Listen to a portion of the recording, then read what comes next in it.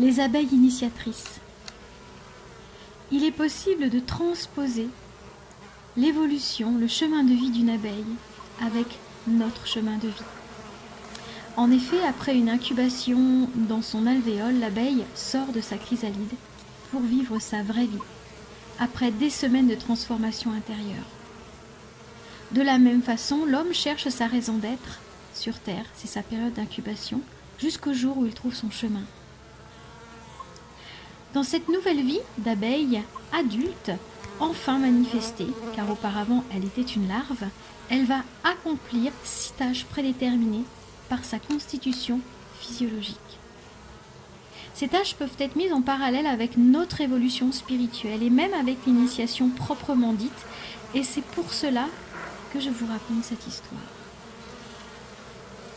La première chose qu'elle fait, sa première contribution, l'abeille, à la vie collective, va être de nettoyer les alvéoles fraîchement libérées et de faire le ménage de la ruche. L'homme qui se réveille après des années de vie inconsciente va commencer à se nettoyer, à mettre de l'ordre dans sa vie, devenir écolo, préférer une alimentation naturelle, faire des cures de jeûne ou avoir une nourriture beaucoup plus saine pour son corps. Il va faire des activités physiques qui vont lui permettre d'être bien dans son corps. Le deuxième métier de l'abeille est nourricière. Dès le 5e jour de sa vie, sa morphologie va lui permettre de produire de la gelée royale et de devenir une maman pour les autres larves en croissance, ainsi que pour la reine qui se nourrit exclusivement de cette nourriture divine ou de cette divine nourriture. De son côté, l'homme, après s'être occupé de lui et découvert les bienfaits d'une vie saine, va avoir envie de partager ses nouvelles connaissances à ses amis afin d'en faire profiter tout le monde. Vous remarquerez que ce sont souvent les personnes qui découvrent, par exemple, le régime végétarien, qui essaient à tout prix de convaincre les autres d'en faire de même.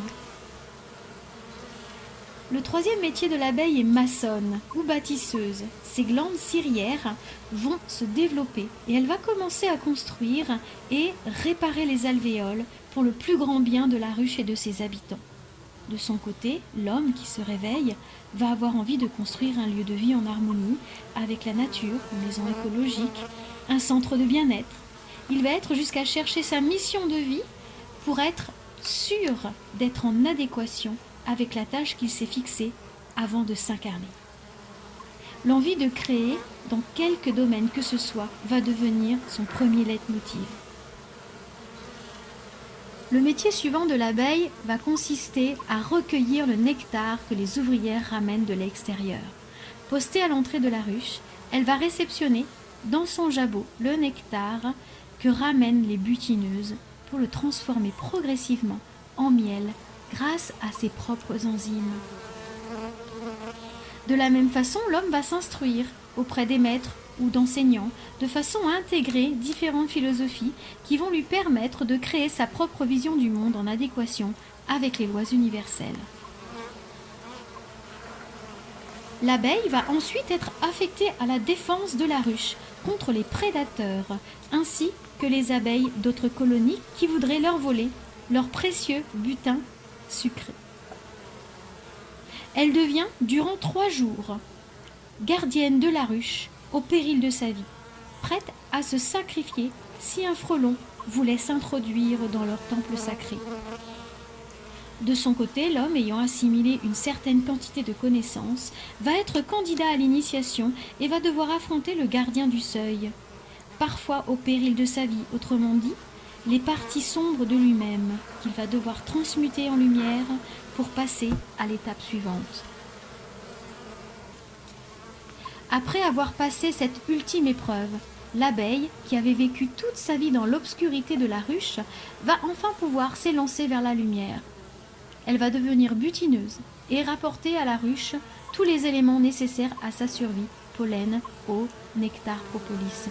Elle va se donner corps et âme pour les autres membres de sa communauté, en consacrant la dernière partie de sa vie à ramener les précieuses substances nécessaires à la vie. L'homme, après être passé à la moulinette et après avoir lâché tout ce qui le maintenait en état de dépendance, va enfin intégrer ses corps supérieurs. Résonnant avec l'univers qui l'entoure, il va pouvoir capter la quintessence du vivant pour la mettre au service de tous les règnes de Gaïa et de ses frères humains.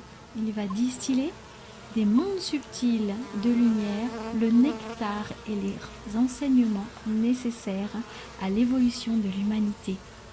Et il va produire le miel alchimique ultra lumineux dont la seule vue transforme le plomb en or.